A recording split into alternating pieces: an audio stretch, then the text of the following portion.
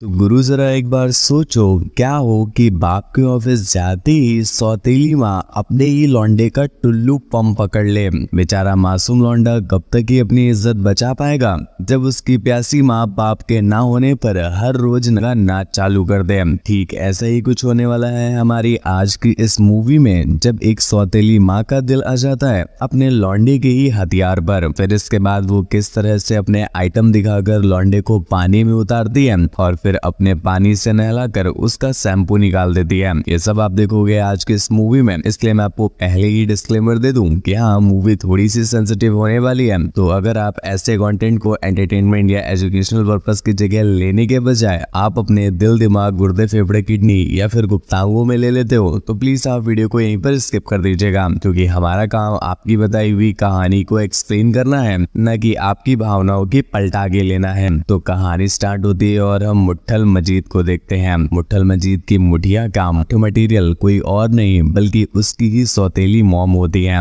उसकी एक और गंदी आदत होती है कि वो हर रोज अपनी मॉम की ही ठुकाई का टाइम नोट किया करता था कि उसके डैड उसकी मॉम को कितना लंबा झेल पाते हैं। अगली सुबह हम उसके डैड को देखते हैं जो एक आर्मी रिटायर्ड ऑफिसर होता है। खैर, सरहद से तो इनके गमड़िया पे लात मार के इन्हें कब का भगा दिया गया था, पर इनके अंदर से सरहद नहीं निकल पा रही थी। इस वजह से इन्होंने अपने घर को ही सरहद बना लिया और भाई साहब उस दिन के बाद से ही इन्होंने अपने लौंडे की गामड़ में चरस बो दिया है। मतलब ये मानो कि दिन में 4 गोली अगर उसके पिछवाड़े पे ना मारे तो चाचा को सुकून मिलता ही नहीं है। वो अपने लौंडे को मर्द बनाना चाहते थे, जिसके लिए वो उसकी ही गामड़ में बम्बू दे रखे थे। हर एक छोटी से छोटी गलती पर या हर एक छोटी से छोटी बात पर वो अपने ही लौंडे की खंड मार लेते थे। हालांकि ये चीज मुट्ठल मंजीत की सौतेली माँ नाली सुपारी भी देखती थी, पर वो कुछ कह नहीं पाती थी। एलेक्स अपनी मॉम की झाड़ पर भी इज्जत नहीं करता था, जिससे परेशान होकर एक दिन उसका बाप उसके गोटे पकड़ लेता है और उससे कहता है कि अगर तूने अपनी माँ की इज्जत नहीं करी तो तेरी माँ चुमत दूंगा। ये बोलकर वो कुछ काम के लिए जा रहा होता है,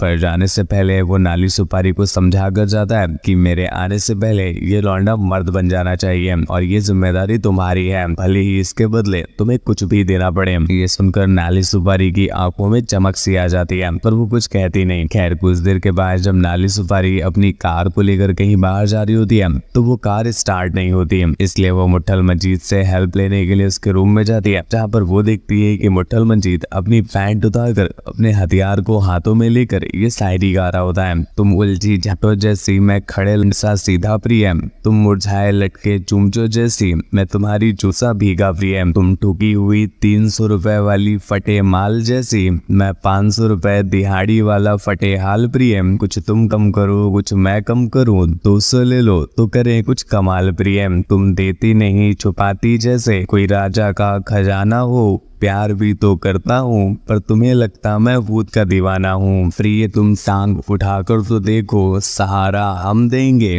मेरी धार में एक बार बहकर तो देखो किनारा हम देंगे, दिन रात झेलूंगा तुम्हें रुकने नहीं दूंगा, तुम्हारी जान कसम खड़े खड़े ले लूंगा झुकने नहीं दूंगा। उसकी इस शायरी को सुनकर नाली सुपारी की नाली का पानी लीक हो जाता है और वो वहीं पर खड़े खड़े अपना झरना फेंक देती है और उसके झरने की आवाज को सुनकर अंदर मुट्ठल मजीद को पता चल जाता है कि बाहर नाली सुपारी खड़ी है, इसलिए वो तुरंत ही अपनी पैंट पहनने लगता है और उससे पूछता है कि उसे क्या काम है, जिस पर नाली सुपारी उसे बताती है कि कार नहीं स्टार्ट हो रही है। तो वो उससे कहता है कि ठीक है आप चलो मैं आता हूँ। मुट्ठल मंजीत जब कार को रिपेयर कर रहा होता है तभी हम नाली सुपारी के अंदर अपने ही लौंडे को अपना डैडी बनाने की इच्छा साफ साफ देख पाते हैं। नाली सुपारी उसे मोटिवेट करती है और कहती है कि शायद तुम बहुत थक गए हो, इस वजह से कार को रिपेयर नहीं कर पा रहे हो, रुको तुम्हें मैं ताज़ा ताज़ा दूध पिलाती हूँ, इससे तुम्हें कार को रिपेयर करने में मदद मिलेगी। ये बोलकर वो अपने रसीले चुमचे बाहर निकाल देती है और मुट्ठल मजीद के मुंह में दे देती है। मुट्ठल मजीद ये देखकर बिल्कुल शॉक्ड रह जाता है, पर उसके मुंह में चुमचे थे तो वो भी नहीं रुका और दबा दबा कर चूसने लग जाता है। इसके बाद नाली सुपारी वहां से जाने लगती है, पर तभी अचानक से उसके पैर में मोच आ जाती है। अब मुट्ठल मजीद वहीं पर खड़ा था तो भाई साहब वो पुराना गाना है ना कि मेरे मुन्ने भूल न जाना, तो बस मुट्ठल मजीद के दूध का कर्ज चुकाने का टाइम बड़ी जल्दी आ गया था, इसलिए वो तुरंत ही नाली सुपारी को उठाता है और एक खोपचे में ले जाता है। नाना नाना ना, बड़े गंदे किस्म के इंसान हो भाई, बेचारी की मतलब टांग टूटी पड़ी है और तुम्हें बस ठुकाई सूझ रही है। वो कोपचे में ले जाता है उसकी मोच को ठीक करने के लिए।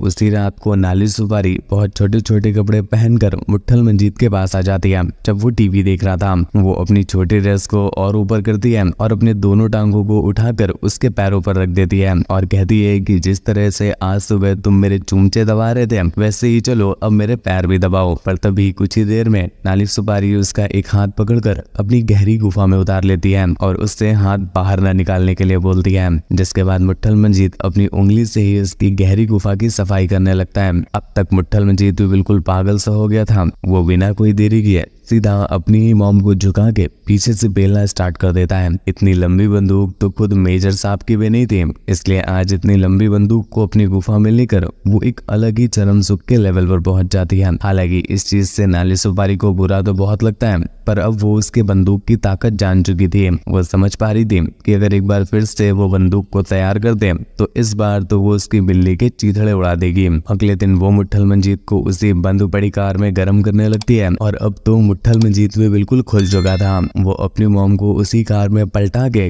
कार को डांसिंग कार बना देता है। उसका लंबा हथियार लेने के बाद नाली सुपारी उससे पूछती है कि कहीं ऐसा तो नहीं कि हम ये गलत कर रहे हो, जिस पर मुट्ठल मंजीत उसे कहता है कि लंबाई और गहराई का रिश्ता तो बहुत पुराना है, हमें इस रिश्ते को कायम रखना चाहिए जितना ज्यादा से ज्यादा संभव हो, और इससे अच्छी बात क्या हो सकती है। नाली सुपारी भी इस चीज से बहुत ज्यादा खुश होती है क्योंकि उसे चूसने के लिए अब कोई ढीला नहीं बल्कि सख्त लॉलीपॉप मिल रहा था। धीरे धीरे ये एक दूसरे के साथ इतना ज्यादा ओपन हो जाते हैं कि इन्हें अब क्लोज रहने की आदत ही खत्म हो जाती है। खैर अब मुट्ठल मंजीत के दिल में भी उसकी छामटों की तरह अरमानों के फूल खिलने ही लगे थे।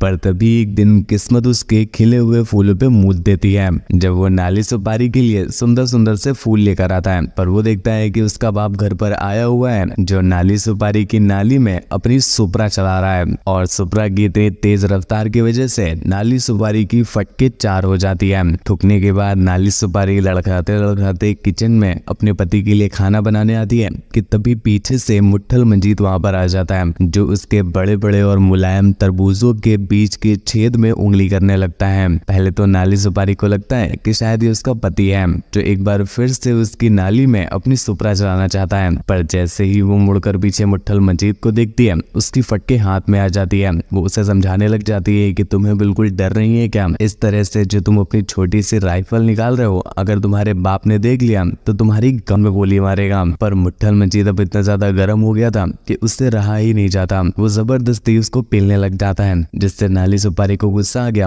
और वो उसकी माँ बहन कर देती है। अगले दिन उसका बाप उसे अपने साथ जंगल ले जाता है जहाँ पर वो उसके सामने ज्ञान की बातें पेलने लग जाता है। पर मुट्ठल मंजीत के सर पर अब चुत का भूत सवार हो गया था जिससे उससे रहा नहीं जाता और वो गुस्से में एक चाकू उठाकर अपने डैड की डेड बॉडी बनाने वाला था। पर तभी उसका डैड उससे बोलता है कि देखो बचपन में मैं भी तुम्हारे ही जैसा था, मैं जानता हूँ कि तुम एक नंबर के मुठियाबाज हो, मैं भी ऐसा ही हुआ करता था जिस वजह से बहुत लौंडों ने मेरी गवर्नमेंट का गाजियाबाद बना दिया क्योंकि मैं उनकी ही बहनों को छेड़ा करता था। मैं नहीं चाहता कि तुम्हारी गवर्नमेंट का कोई गाजियाबाद बनाए, इसी वजह से मैं तुम्हारे लिए इतना स्ट्रिक्ट रहता हूँ ताकि ये जो भूत का भूत है ये तुम्हारे सर से निकल जाए और तुम अच्छे ट्रैक पर आ जाओ। ये सुनकर मुट्ठल मंजीत समझ जाता है कि भले ही उसका बाप एक नंबर का चादर मोद है पर अपने बेटी के लिए वो बिल्कुल भी बुरा नहीं है। घर आकर एक बार फिर से वो नाली सुपारी की नाली में अपनी दोनों सुपारी डालने की कोशिश करता है पर फिर से वो उसे देने से मना कर देती है और ऐसे ही उठ के चली जाती है, जिससे उसे इतना ज्यादा बुरा लगता है कि जब वो डिनर कर रहे होते हैं तो वो अपने डैड की गन उठाकर अपने डैड को ही गन पॉइंट कर लेता है और कहता है कि तुम्हारे आने के बाद से ही तुम्हारी बीवी ने मुझे देना बंद कर दिया।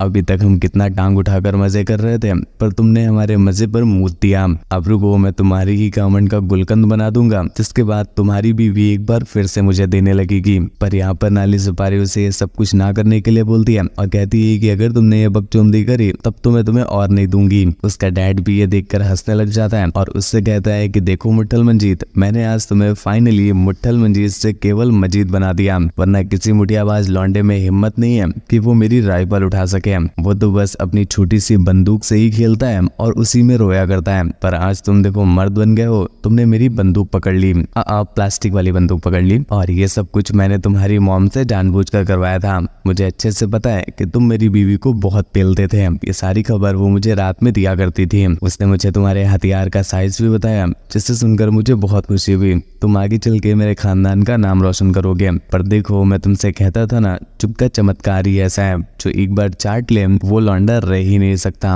वो मर्द बन जाता है। इसमें इतनी शक्ति है कि इसे चाट कर गे भी मर्द बन जाए। इसीलिए मैं जानबूझ करके घर से बाहर गया था, ताकि तुम अपनी ही मॉम की पलटा पलटा के ले सको। फाइनली तुम मर्द बन चुके हो, तुम चाहो तो मेरी बीवी की रोज लो। बस इस बात का मुझे प्रॉमिस करो कि आज के बाद तुम मुठियाबाजी नहीं करोगे। मुठल मजीद भी इस बात का प्रॉमिस कर देता है और इसी के साथ ही कहानी यहीं पर एंड हो जाती है। तो गुरु, तुम्हें कहानी कैसी लगी नीचे कमेंट करके जरूर बताना। वीडियो को एक लाइक ना किया हो तो प्लीज वीडियो को एक लाइक कर दीजिएगा, चैनल को भी सब्सक्राइब कर लीजिएगा।